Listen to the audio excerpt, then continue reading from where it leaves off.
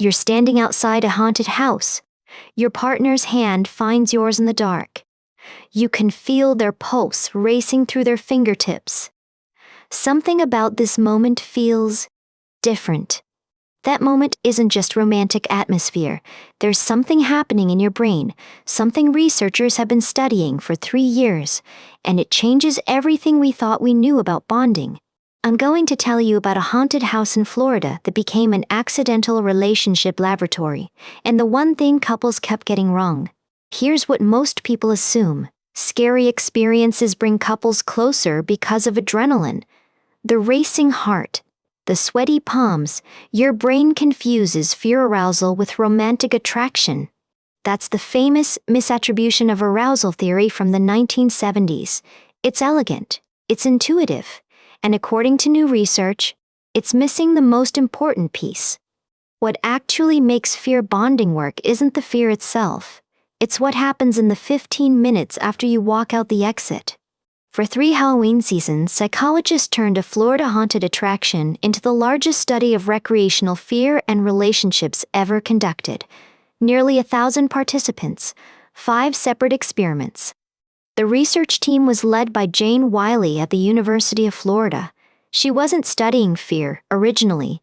She was studying something psychologists call capitalization, the relationship benefit of sharing positive experiences. But then she started wondering, what about intense experiences that start negative, like fear, but end positive?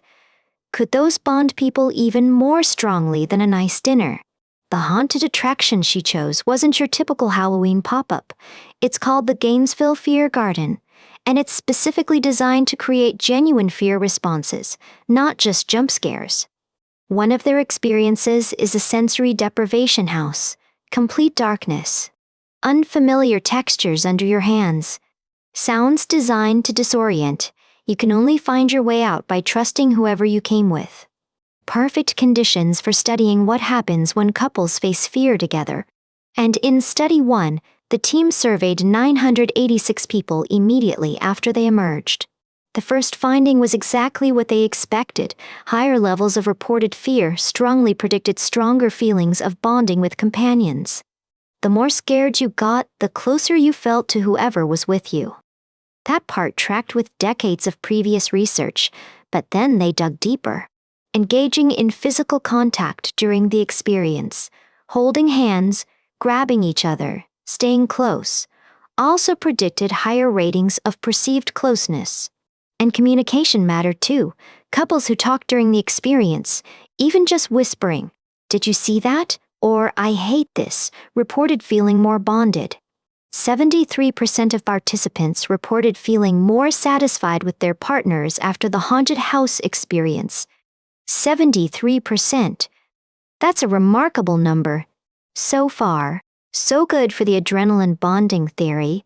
Fear plus touch plus communication equals closeness. Simple equation, right? But Wiley's team had a hunch. Something was missing. They conducted qualitative interviews with 20 participants. Long conversations about what the experience meant to them, how they processed it, what they remembered most clearly. And that's when they discovered something crucial. The participants who discussed the experience before filling out the survey reported dramatically greater bonding. Those who had time to process what happened with their partner, to actually talk about it, showed real measurable increases in relationship closeness.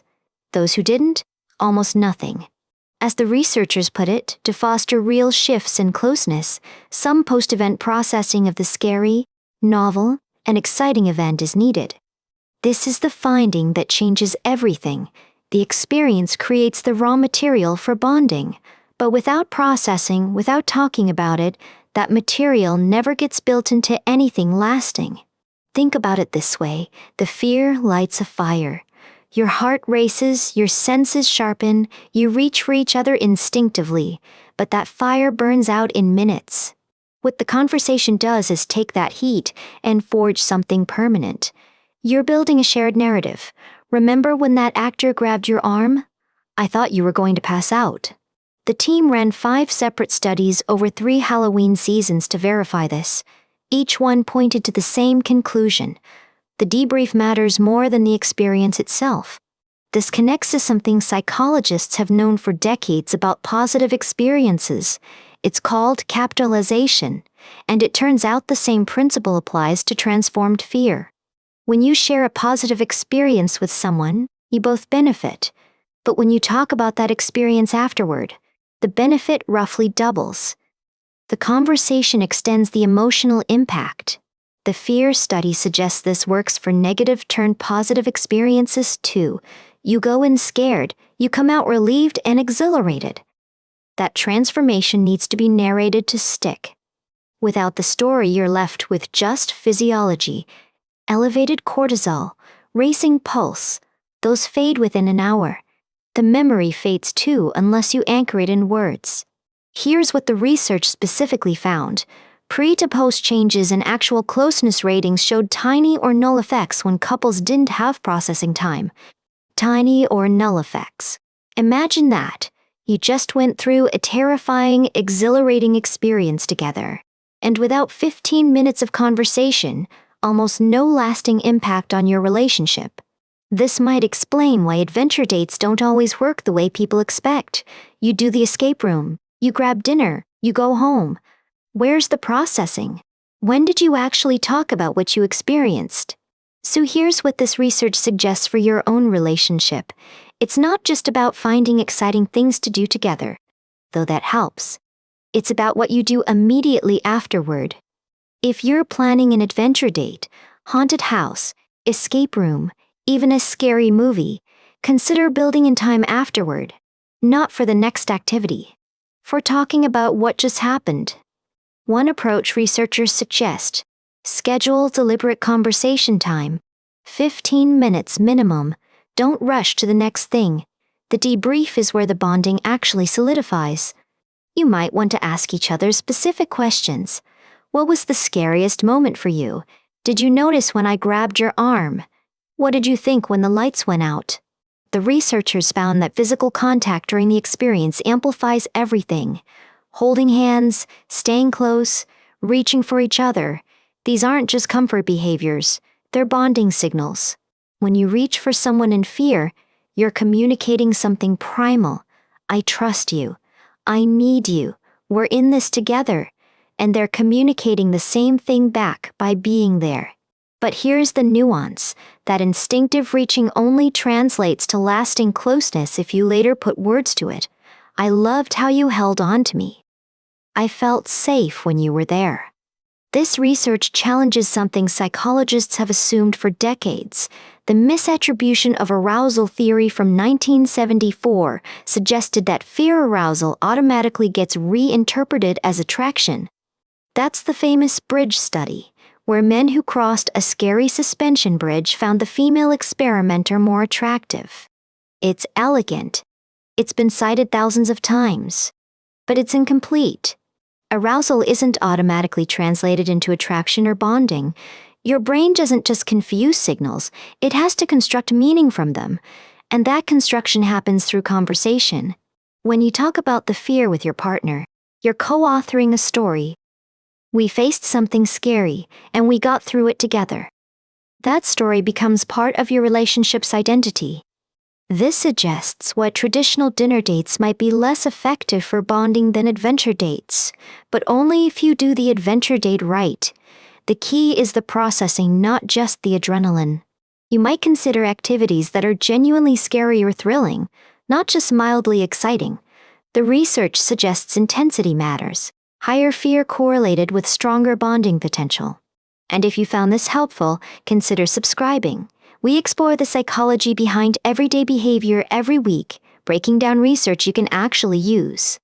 Some researchers have questioned whether recreational fear generalizes to other forms of shared adversity. Getting scared in a haunted house is one thing, real hardship is another. But the principle might still hold.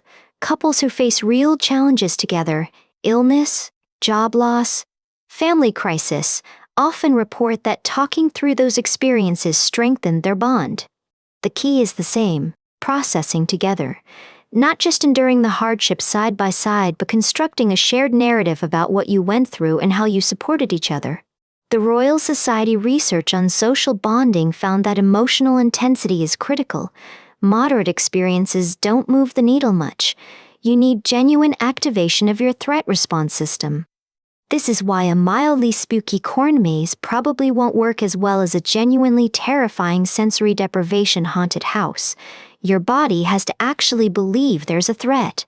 Even if your conscious mind knows you're safe, even if you paid $20 and signed a waiver, your amygdala doesn't read waivers. It just responds to darkness and sudden movement and unfamiliar sounds. The study tracked participants across 3 full Halloween seasons from 2022 to 2024 before being published in a Motion Journal in 2025. This wasn't a quick survey, it was sustained investigation. And here's what makes this research so useful. It identifies a simple intervention. You don't need therapy. You don't need expensive experiences. You just need to talk afterward. Many relationship experts suggest that shared novel experiences are good for long-term couples. This research adds crucial nuance. It's not the novelty alone. It's novelty plus verbal processing. So if you're trying to strengthen your relationship, consider seeking out genuinely scary or thrilling shared experiences. Then, and this is the crucial part, make time to talk about them. Don't rush to the next thing. Sit with the experience. Ask questions, share what you were feeling, laugh about the moments when one of you screamed. That's when the bonding actually happens. The researchers call this co-constructing a narrative. You're not just remembering an event, you're creating a shared story that becomes part of your relationship's history. Remember the haunted house on our anniversary? That sentence, years later, carries the weight of everything you process together afterward. The memory isn't just visual. It's relational. Fear is ancient. It's wired into our oldest neural circuits. But what makes us human is what we do with that fear, how we turn raw experience into shared meaning through language. The next time you want to feel closer to someone, maybe don't book another restaurant reservation. Book something that scares you both. And then, make time to talk about it. That 15-minute conversation afterward? According to 3 years of research and nearly 1,000 participants, it might be the best date you've ever had.